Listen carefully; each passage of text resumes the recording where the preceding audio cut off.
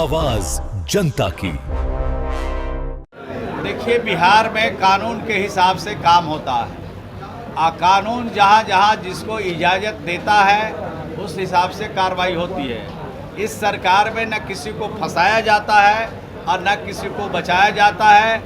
जो गलत कृत्य करेंगे, जो कानून को हाथ में लेंगे, जो कानून को ठेंगा दिखाएंगे, उनके खिलाफ सख्त कार्रवाई होगी। चाहे विपक्ष के लोग हों, चाहे सत्ता पक्ष के लोग हों, चाहे जो भी लोग हैं, उनके खिलाफ बिहार में कार्रवाई होती है। और आज़ादी के बाद भी कुछ दिनों तक कई राज्यों में देश में शासन अभी भी कर रहे हैं।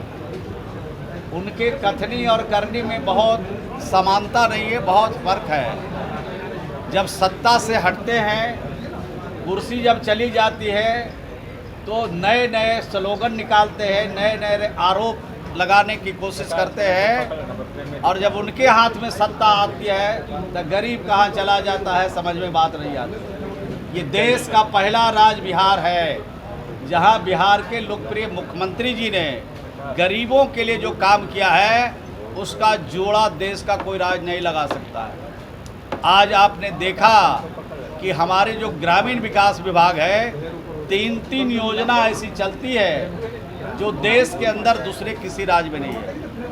1 जनवरी 1996 से पहले जिसको आवास दिया, आवास रहने के लायक नहीं है, उनको राज्य के खजाने से 1,20,000 रुपया देते हैं।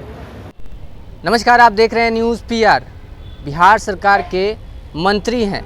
आपको बता दें कि बीते दिन वो एक जीविका दीदी का सड़क हादसे में मृत्यु हो जाता है। उसको लेकर जो है वो उनके घर पहुंचते हैं और उन्हें मदद की बात जो है वो कहते हैं, लेकिन कुछ उपद्रवी लोगों के द्वारा उन पर हमला किया जाता है। इसको लेकर आज प्रेस कॉन्फ्रेंस में सीधे तौर पे मंत्री हैं श्रवण कुमार क्या कुछ कह रहे हैं, हम आपको सबसे पहले उनका बयान सुनाएंगे। चुनाव लड़ेगी, वो तो इलेक्शन कमीशन तय करता है और इलेक्शन कमीशन को हमारी पार्टी की तरफ से सुझाव देना रहता है। वो हमारे प्रदेश के अध्यक्ष और हमारी पार्टी के पदाधिकारी लोग बैठ करके तय करते हैं। उसके हिसाब से उनके पास आवेदन जाता है, उनके पास दिया जाता है, तो उस हिसाब से नहीं। सर, मंत्रियों पर लगातार हमला हो रहा है सर। होते रहता है, ये सब हम लोग झेलते रहते हैं। ये बिहार है, तरह तरह के लोग हैं, तरह तरह की भावना है, तरह तरह की बातें हैं। जिसको हमारी बात पसंद आता है जय जयकार करता है, जिसको पसंद नहीं आता है झंडा खिलाफ में उड़ाता है। नहीं मालूम नहीं है, ऊपर हमारा पुलिस वाला गिर गया था। देखिए, बिहार में कानून के हिसाब से काम होता है।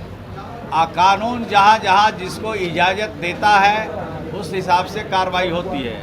इस सरकार में न किसी को फंसाया जाता है और न किसी को बचाया जाता है। जो गलत कृत्य करेंगे, जो कानून को हाथ में लेंगे, जो कानून को ठेंगा दिखाएंगे, उनके खिलाफ सख्त कार्रवाई होगी। चाहे विपक्ष के लोग हों, चाहे सत्ता पक्ष के लोग हों, चाहे जो भी लोग हैं, उनके खिलाफ बिहार में कार्रवाई होती है। मंत्री जी मुख्यमंत्री दिल्ली का है, क्या लग रहा है आज सीट बंटवारा फाइनल हो जाएगा? समय आने दीजिए, इंतजार कीजिए। आप लोग थोड़ा जल्दी में रहते हैं, स्वाभाविक है, जल्दी में रहना भी चाहिए।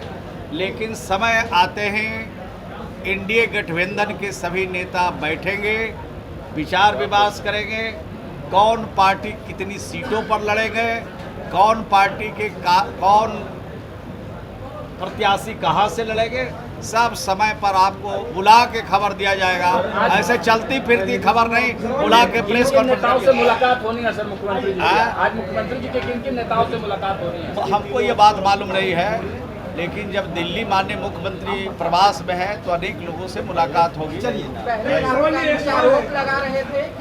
आज़ादी के बाद उनका ही शासन रहा है देश में, और आज़ादी के बाद भी कुछ दिनों तक कई राज्यों में देश में शासन अभी भी कर रहे हैं। उनके कथनी और करनी में बहुत समानता नहीं है, बहुत फर्क है। जब सत्ता से हटते हैं, कुर्सी जब चली जाती है, तो नए नए स्लोगन निकालते हैं, नए नए आरोप लगाने की कोशिश करते हैं। और जब उनके हाथ में सत्ता आती है तो गरीब कहाँ चला जाता है, समझ में बात नहीं आती। ये देश का पहला राज्य बिहार है जहाँ बिहार के लोकप्रिय मुख्यमंत्री जी ने गरीबों के लिए जो काम किया है उसका जोड़ा देश का कोई राज नहीं लगा सकता है। आज आपने देखा कि हमारे जो ग्रामीण विकास विभाग है 3-3 योजना ऐसी चलती है जो देश के अंदर दूसरे किसी राज्य में नहीं है। 1 जनवरी 1996 से पहले जिसको आवास दिया, आवास रहने के लायक नहीं है, उनको राज्य के खजाने से 1,20,000 रुपया देते हैं।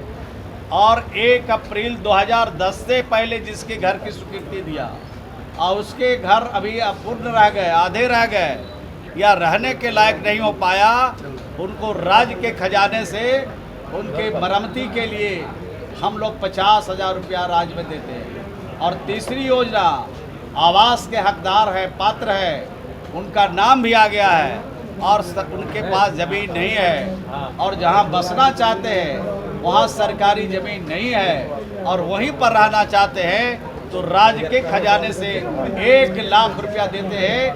ये भी बिहार से बाहर दूसरे किसी राज्य में नहीं। तो आप सोच लीजिए कि गरीबों की चिंता कितनी है। और राज्य में अभी सर्वे हमने कराया है, 1,04,90,000 लोगों को और नया घर देंगे, अपना आशियाना उनको बनाएंगे और हर व्यक्ति को पक्का मकान देंगे, अपना छत होगा। ये काम हम लोग बिहार में करेंगे। तो सुना आपने किस तरीके से वो मदद के लिए जो है वहाँ पहुँचते हैं जीविका दीदी की मदद के लिए, लेकिन कुछ उपद्रवी लोगों के द्वारा जो है उन पर हमला किया जाता है। आप देख सकते हैं कि किस तरीके से उन्होंने इसको लेकर क्या कुछ कहा। अपनी राय देना ना भूलें और ऐसी तमाम खबरों के लिए बने रहें न्यूज़ पेपर के साथ। धन्यवाद।